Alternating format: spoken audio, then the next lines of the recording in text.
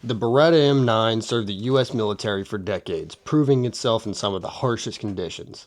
But in 2017, the U.S. military moved on, replacing it with the Sig M17. Was that the right call? Is the Sig P320 truly better, or just different? Let's break it down.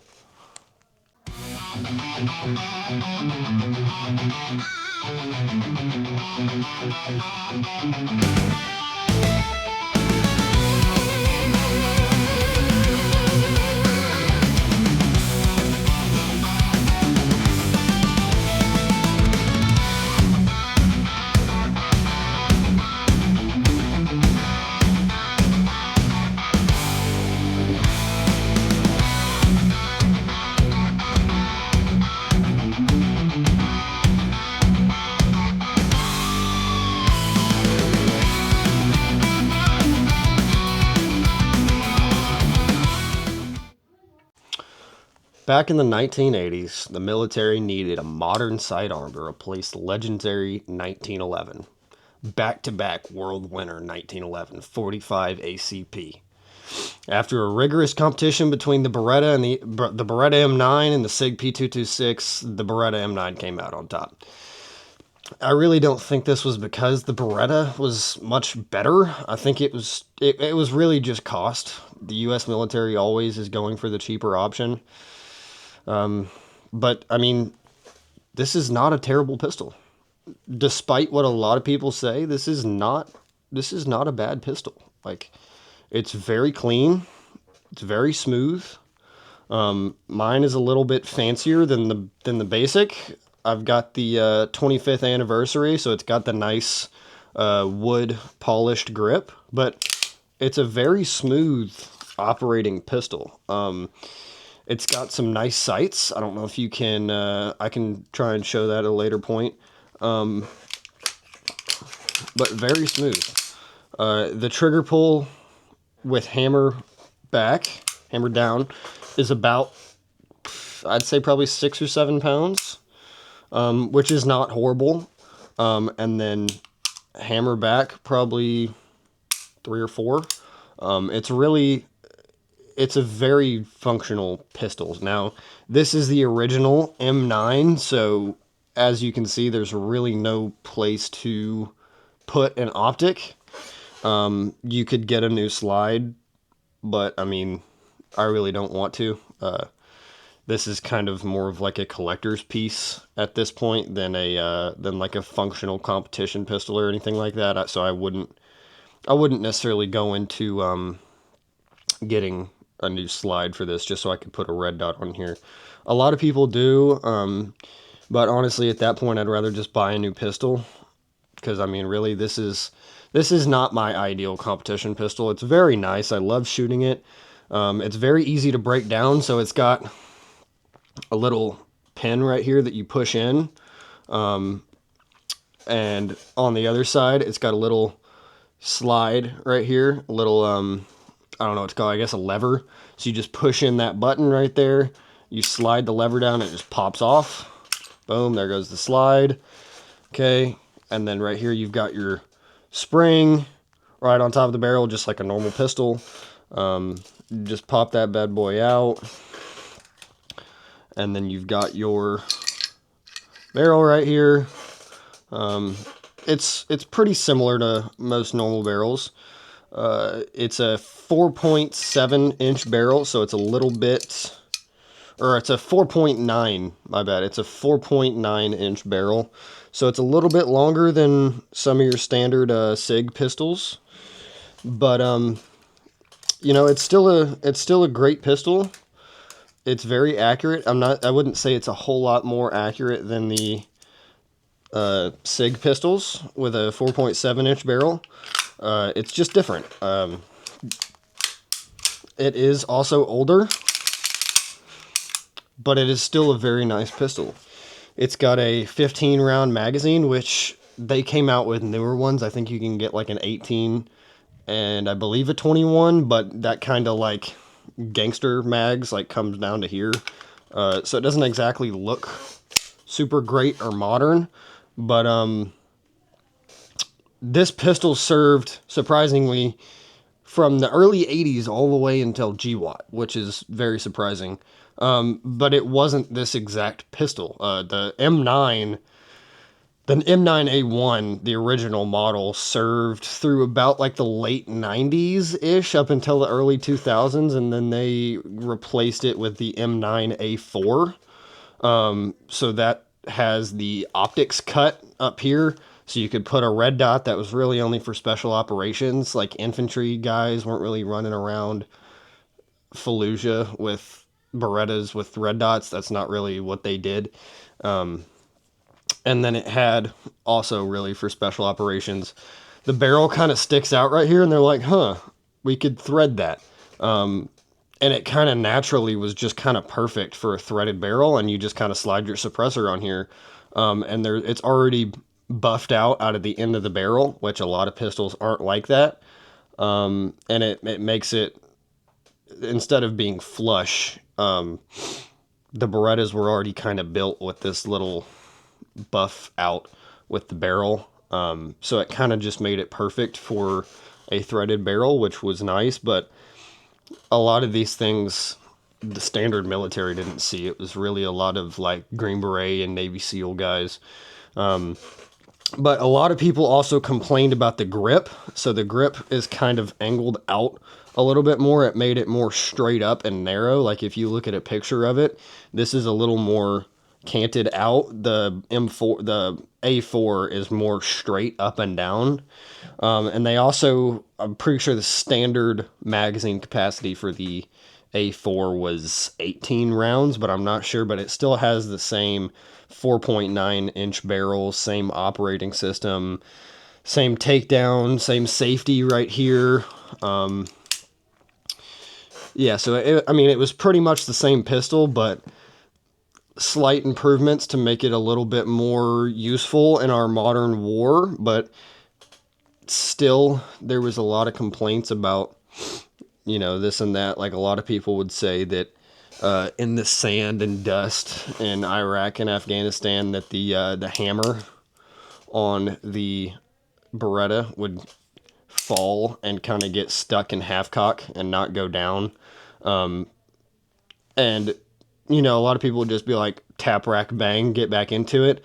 But apparently, it didn't always work, and people would have to field strip it in the middle of combat, or just, not use it, take it back to base.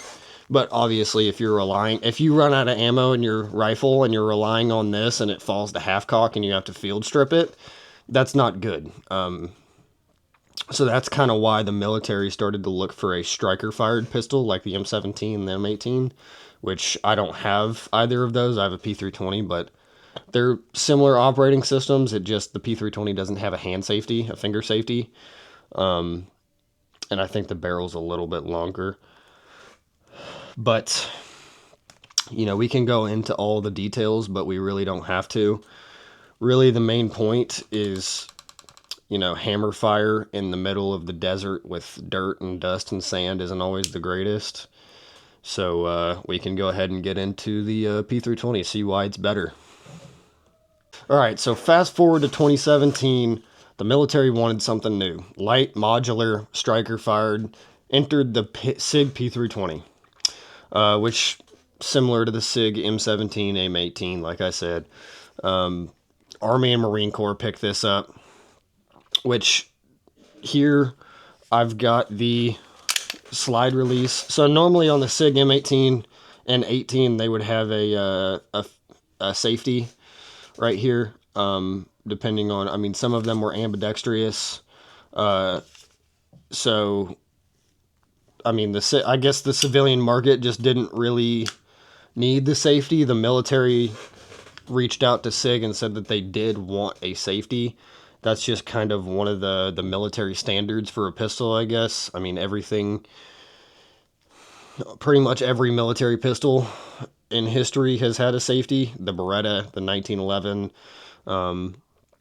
So they kind of wanted to stick with that path and keep the safety on there, but they did want something new, and this is quite a step up from a Beretta M9 A4. So as you can see, it's not hammer fired, it's striker fired. This is not standard, but I've got 21 round magazines, which is definitely nice compared to the 15 round magazines in the Beretta, which, you know, you're not always gonna go into a gunfight with your pistol, right? Like it's not Call of Duty. You're not running into the battle with just your pistol. But if you do need it, it would be nice. I would rather have 21 rounds than 15. But the Beretta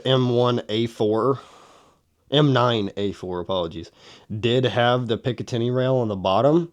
That's something that the M9A1 did not have because, I mean, when it was invented, they simply just didn't have underbarrel lights, which people also had a lot of complaints about things falling off of the bottom of their pistols. So Sig actually has their full dust cover on the bottom pick rail, which this is the P320 full size. So on the compact, it doesn't go all the way forward. That's one of the ways that you can tell the difference. But I've got the Surefire X300 under here. It's a pretty nice light.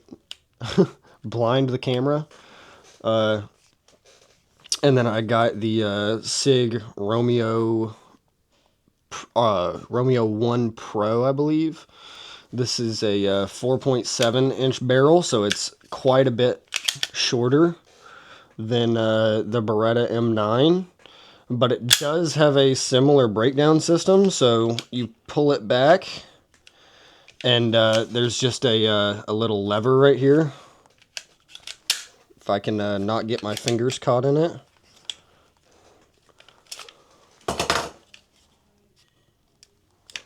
So it just pulls all the way down, and then you let the slide down, and it slides right off the front. And then similar thing to the Beretta M9, you'll see this in like literally every pistol. You've got your recoil spring. This one's a little bit tighter than the Beretta. Little bit, I mean a lot tighter, which you can get different ones. But as you can see, the construct of this barrel is a little bit different as well. It's just modern engineering. If I could not lose my spring, that would be great. Don't slide onto the floor. That's awesome. And then, yeah, it just kind of goes together the same way. Just slides back on, push it to the rear, snap it back, and you're ready to rock.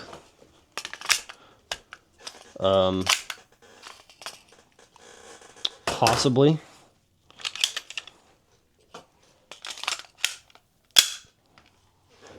There is, like I just experienced, problems with the magazine not seating properly. These 21 round magazines.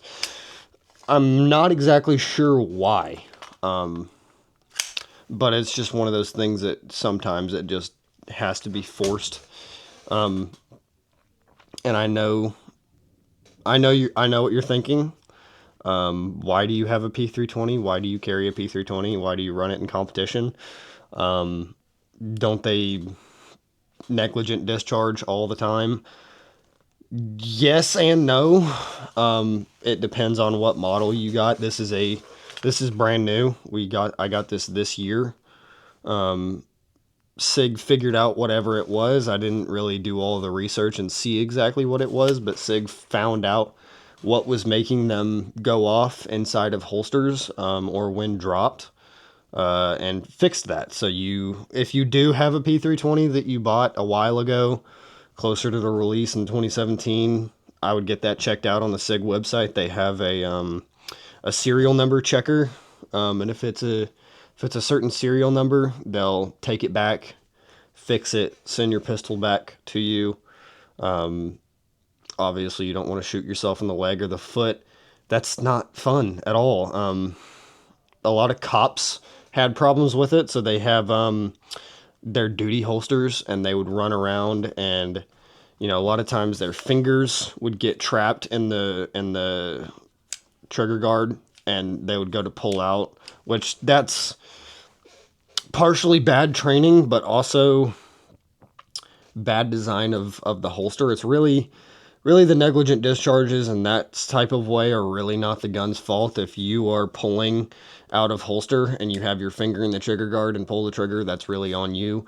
The Blackhawk holsters tend to be the most prone to doing that. So if you do run the P320 in a Blackhawk holster, don't. Please don't. I know a guy, special operations, ran thousands upon thousands upon thousands of rounds with a pistol in holster, like super seasoned dude, shot himself in the foot with a P320 in a Blackhawk holster.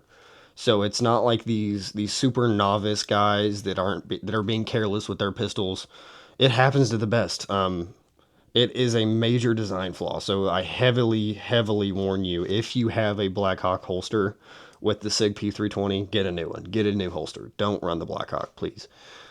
It's not safe. It's not great. And there's better holsters out there for similar price. You can find something else. But overall, the Sig P320 is a incredible pistol. I run this in competition all the time. The red dot is starting to go out. I know that they have the new Romeo Pro 2, I believe it is, maybe the 3, that's a little bit bigger. It's more like a hollow sun. It's the closed window optic, I believe. So it kind of looks more like a box rather than a shallow window. But yeah, I've never had any problems with this pistol. I've never had it malfunction on me. It runs smooth. I keep it pretty clean, but there has been times when it's pretty dirty and it still runs like a charm. I don't have any complaints for this pistol. I'm just glad I got the new one that doesn't go off in your pants, because that's not fun. But I mean, really, the the recoil on this pistol is incredible. It's not too heavy. It's about 2 pounds, I believe. The trigger pull is very nice. It's a very light trigger pull. I think it's like 2 or 3 pounds, maybe 4, which is a lot better than the Beretta, even with the hammer pulled down. So it's just kind of one of those things that's like, you can go retro, and retro is cool, and I like to have retro. But for competition and duty and military purposes, you really don't want retro. It's kind of just one of those things that's like LARPing is fun. You know, being like the flat range cool guy is awesome. But if it comes down to defending your life, obviously the Beretta M9 can do that. But the Sig P320 is just, it's more modern technology. You're gonna run into more problems with the older tech. It's kind of like the Xbox Series X compared to the Xbox 360. Like, you know, the M9 is gonna bring back memories just like the Xbox 360. It's nostalgic, it's old, it's cool. But the P320 has just got a better operating system. It'll run things faster. It's just better. It's better overall. You really can't go wrong with a P320. I know there's a lot of Sig haters. But yeah, I just hope that I open some of y'all's eyes to new opinion, because I love the P320. It's rad. So let me know what you think in the comments. Am I completely wrong? Do you agree? And what's better? Where do you think the Army should go next with their pistol? What pistol is better than this?